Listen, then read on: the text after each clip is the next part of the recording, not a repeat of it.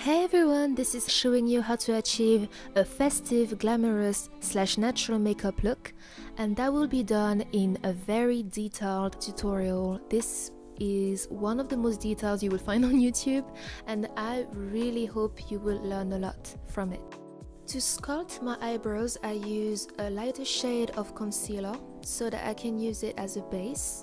Also, if you use a concealer of the same shade as your complexion, it works wonders as well.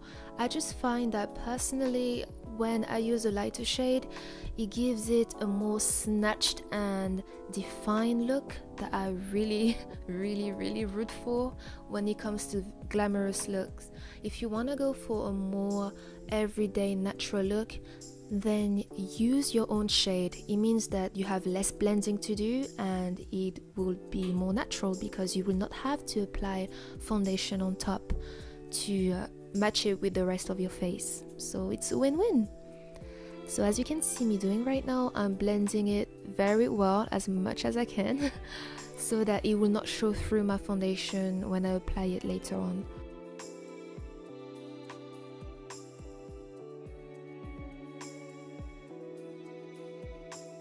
Color correction can save you from the cakey face because it enables you to tone down your hyperpigmentation or any other kind of pigmented blemishes you have, so that you will not have to pack on too much coverage to be able to get rid of it.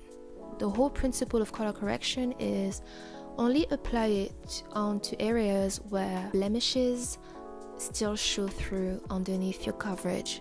So if you find yourself having to use tons of foundations or tons of concealer just to cover one spot, and the worst is, even after doing all of that, if it still shows through, then you definitely need some color correction.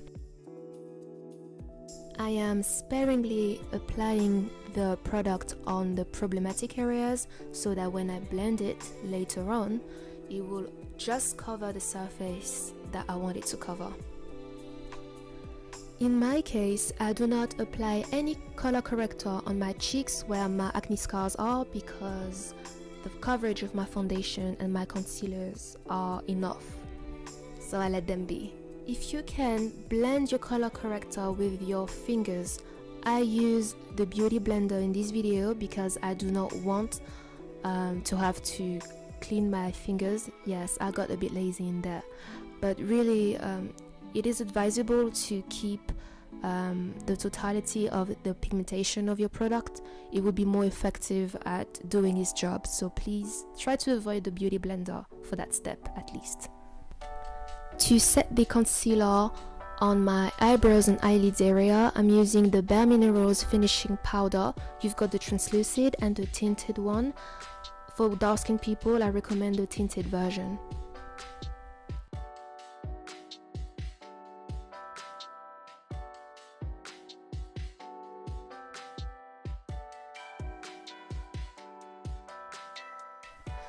To get rid of the chalk white concealer sitting on the top of my face, I'm using a powder foundation.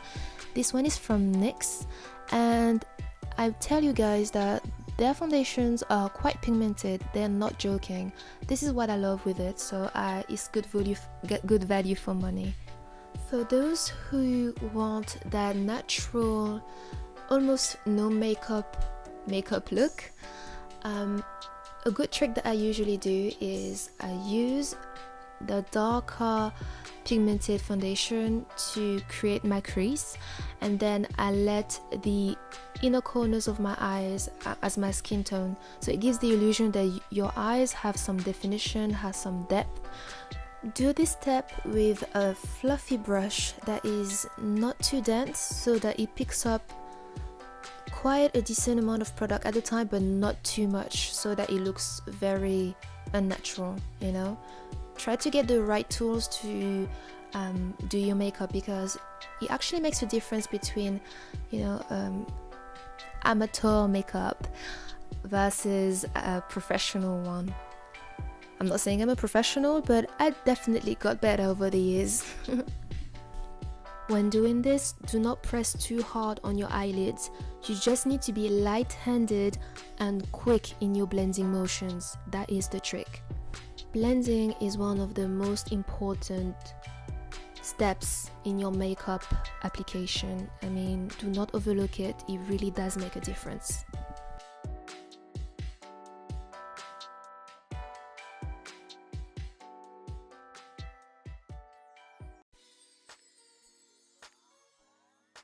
With a fluffy brush and a cream full coverage foundation, I proceed on applying my coverage on the center of my face because this is where the light naturally hits it.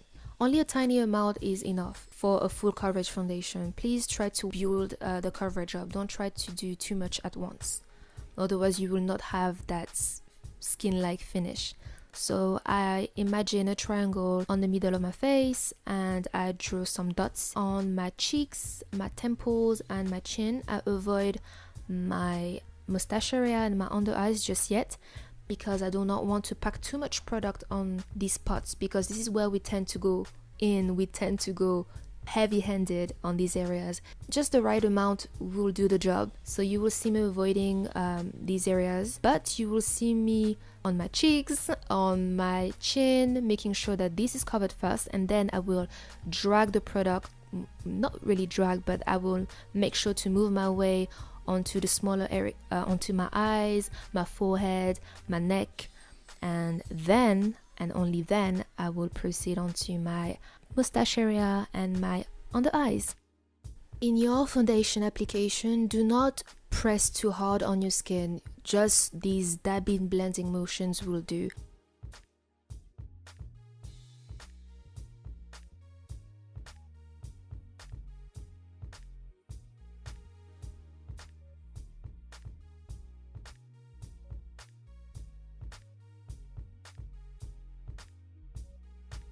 As you can see, I do not have any kind of blemishing to cover on my forehead, so I only apply the foundation on the center of it so that the light naturally hits it and it is a bit more harmonious.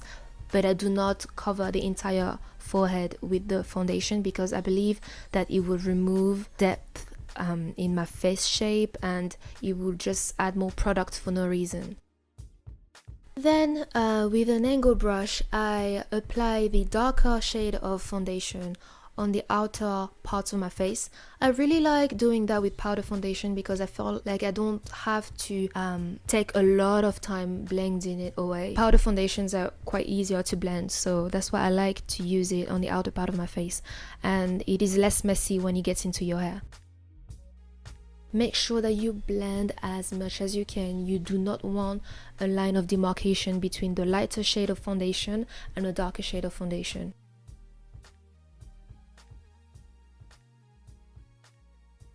It's now time to line your lips, and I really focus on the extremities of my lips. I really want the lining to be as subtle as possible, but as precise and noticeable as it needs to be. So especially if you've got really full lips like I do, you really need to focus on the extremities, and then when you are going to press and blend it with your lipstick, the amount of brown that will get in the center of your lips will just be enough to be seen, but not too much so that it removes, that natural effect that we're trying to achieve.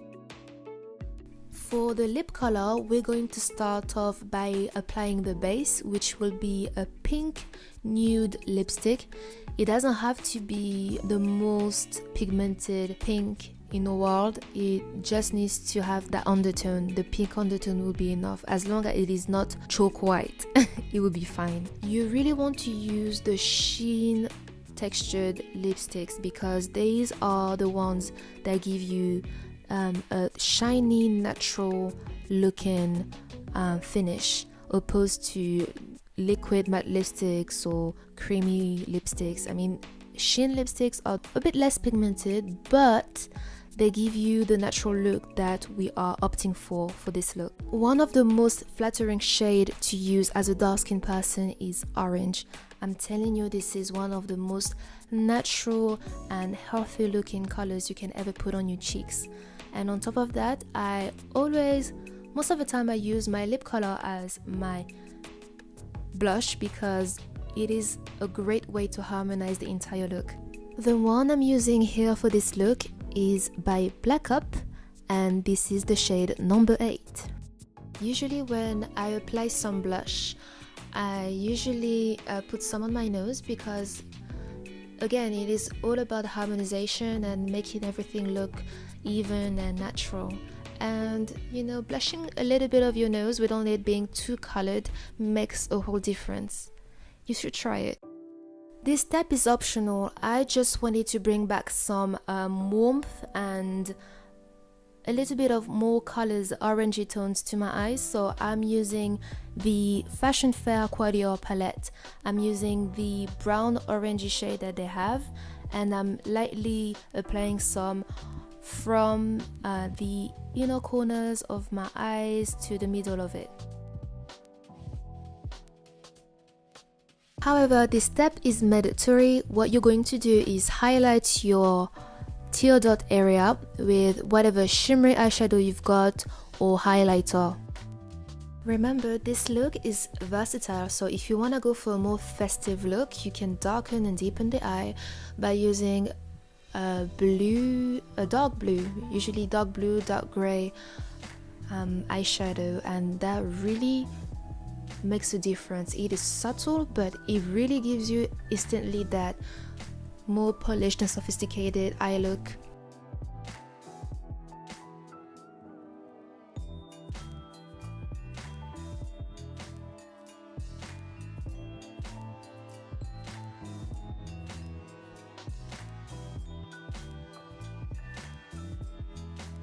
With a more powerful highlight, I will accentuate areas where the light naturally shines, so the center of my eyes, very lightly on the center of your eye, my nose, my eyebrows arch, and my cheekbones, as well as my cupid bow. I know that on camera you could not see my highlight pop, but that's okay because we are going for a more natural look.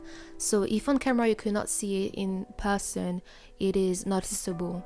But for you, for example, if you've got a very powerful highlight, what you should do, instead of applying it with your little finger, you should pick up a tiny fluffy brush and apply it in your inner corners, because it will pick up less product, so it will not be as pigmented as it would normally be.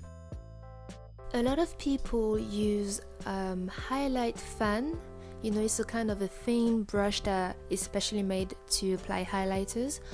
I mean, that's great, you can use that, but I find it to be a bit more, I don't know, it has that skin-like pressed on finish when I use a denser brush to apply my highlighter, and I just stick with it because it works for me, and I'm sure it can work for you too. Time for the eyebrows. A great way to do them is using one of your darkest shades of brown eyeshadows with a stiff angled brush. You draw the streaks as you go along, you respect the direction in which your hairs grow, and yes, you just build the color up. Make sure that you don't press too hard at first, try to build it lightly, and then you'll see when it's too much. Also, a good way for you to choose the shade of the shade of pencil, shade of eyeshadow, shade of eyebrows gel to use on you is by comparing it to your hair color. That really helps. For me, for example, my hair is not pitch black. I know that I will need to have some nuances of brown for my eyebrows to look natural.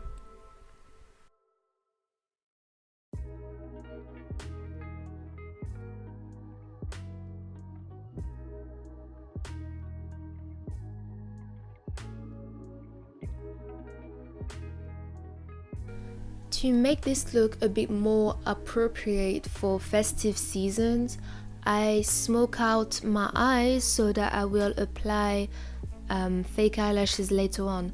But if you are just looking for that everyday look, or you are just satisfied with a normal eye with a little bit of mascara, that's just fine. You don't need to follow those next steps. But it could be nice for you to at least see how I do it, so that if you change your mind, you can still, rock the look that you actually want to go for. This dark purple pencil is great to give you that vibrant depth to your eyes. It is not pitch black, so for some reason I find it to be more complementing to deeper skin tones, and you can only notice the difference if you are in person, I guess. But for some reason, if I want to stay in the optic of keeping it healthy, natural, vibrant, then I reach for this color, and it just works wonders for me.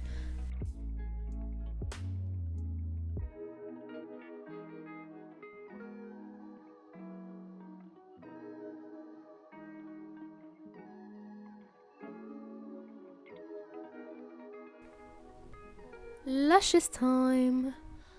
Make sure to use something other than an eyebrow plucker to apply them. It's not the safest option, I'm just saying. If you're quite careful, okay, I understand, but you never know. It's too near to the eye to neglect that safety precaution. Make sure that you apply enough glue so that it can stick onto your eyes, but not too much so that it is hard to dissimulate after, Make sure also that the glue is dry before you pop the lash onto your eye, because the glue you need to give it time to get tacky a little bit so it can stick to your lash line. If you find yourself not quite confident with applying lashes yet, that's okay, just keep practicing. I take my time with this. Get yourself in position. I'm showing you all the angles so that you guys can see exactly how I'm applying it from upward. It is from upward that you do it. Again. And when it gets like that, don't hesitate to quickly react to it. Position the lash with your fingers and hold it long enough so that the glue can stick to your lash line. If you move it around, make sure that you do it really slowly so that the glue can work on the lash line. What's cool about this tutorial is that you are learning an alternative to most festive makeup looks available out there. Usually they are not so beginner friendly, and for people who do not wear makeup on daily basis or not so comfortable with it just yet, it could be quite intimidating. So you have your natural glowy glam going on right here, and for those who do not mind makeup, who do not mind colors, this is a perfect everyday look, and you can make it your own by throwing your own lip colors. If you do not mind the red, then you can pop a bit of red in here. That would be perfect for this look as well. I just wanted to focus on the bare minimum so that if you want to make it your own, then you already have the basics, and then you can just have fun with it. If you like this tutorial, don't forget to thumbs it up for more detailed makeup tutorials, and also don't forget to follow me on Instagram. I really hope you have a very blessed day.